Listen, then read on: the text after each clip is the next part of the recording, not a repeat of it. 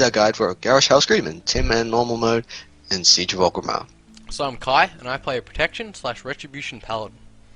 I'm Locke, and I currently play a Ret or Holy Paladin. So for this encounter, you'll want to take 1 to 2 tanks, 2 healers, and 6 to 7 DPS with at least 3 ranged DPS, but more is preferable. For this strategy, we use 1 tank. There are 3 phases to this encounter, and he transitions once he reaches 10% health. So, in Phase 1 there are several mechanics you have to deal with, the first of which is Desecrate, which is the big purple axe Garrosh throws at the ranged DPS, and it creates a giant pool of bad that you don't want to stand in. You should move over to the other area of the room, indicated by a marker, burn it down and resume DPS on the boss. Rinse and repeat. Engineer, an annoying ad that spawns on each side of the room and starts to power up an Iron Star. We send 1 ranged DPS to deal with him, as he is relatively weak and only takes a couple of seconds to kill. We kill the only engineer on the left, and that's good. The next mechanic you need to deal with are ads. They spawn on both sides of the boss, and the tank will pick these up, and you simply burn these to around 50%. You can go a little higher or a little lower, it won't really matter, and you leave them for later.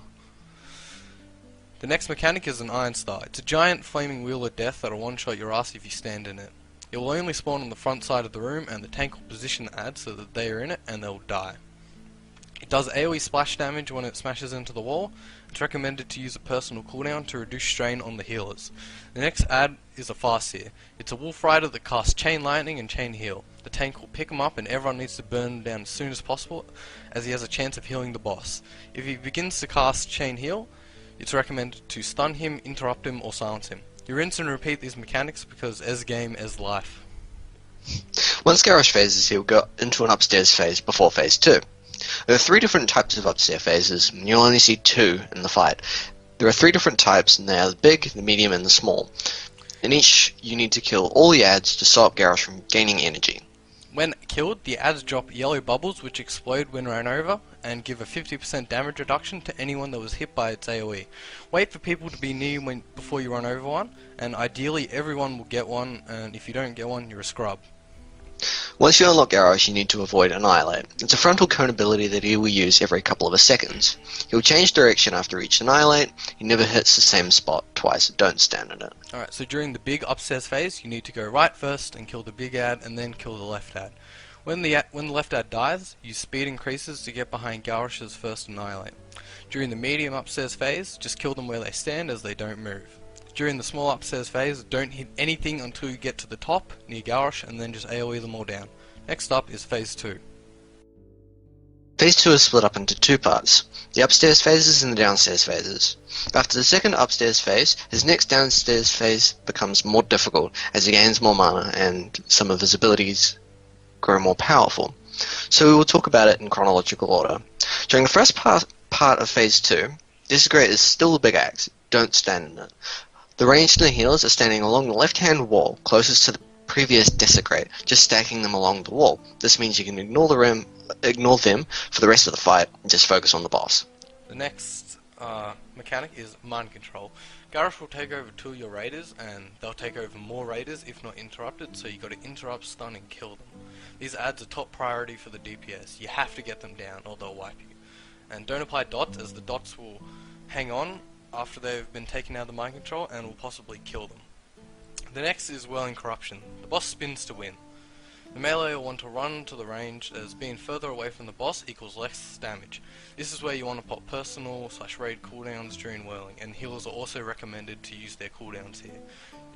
The tank will want an outside cooldown, such as Hand of Salvation if solo tanking. A large cooldown like Bubble allows you to stand on the boss during this whirling, and allows you to continue DPSing. These 3 abilities will repeat for the entire first part of Phase 2, but the 3 timers aren't the same, so you end up getting Whirling and Desecrate slowly closer and closer together, until you eventually Desecrate and Whirling past each other, and you end up going upstairs. Now, the next part of Phase 2, after you've come back downstairs, there are 2 differences, the Empowered Whirling and the Empowered Mind Controls. The general pattern here is place the initial Desecrate opposite to where you started in the first half of Phase 2, stack on the boss, kill the MCs, spread for the whirling on the left-hand side of the room, kill your ad, wait for the Desecrate to land, run back to the boss for MCs, repeat. You should only get one whirling. We'll elaborate. Empowered whirlings cause adds to spawn on the player, and the adds need to be spread out and killed individually, as when they're together, and if one dies near them, they get a buff and they'll wipe your raid, just pretty much straight away. You should just kill your own adds, and it's a good idea to help the healers out with theirs. You'll want to use some raid cooldowns here, like Devotion Aura or Spirit Link Totem, to help reduce damage on the raid. The mind controls are no longer stunnable, and they have more health, but silencers and interrupts still work the best, and AoE ones are the best, such as Arcane Torrent. Then at 10%, Phase 3 begins. Now, you want to pop Lust as soon as it transitions. Try and line up cooldowns with Lust to maximize output. Everything is now empowered, that is to say mind controls, whirlings, desecrates, and even the tank debuff, and Garrosh will heal back to 25% health. Desecrates, whirlings, and mind controls are handled the same as the second part of Phase 2. You'll want to ignore the adds from Empowered Whirling though. Use cooldowns during the Empowered Whirling, and don't be afraid to pop everything. There you have it, guys. That's the fight. It's pretty easy. Enjoy your Garrosh kill, and mount. Conclusion, kill boss, acquire BOA.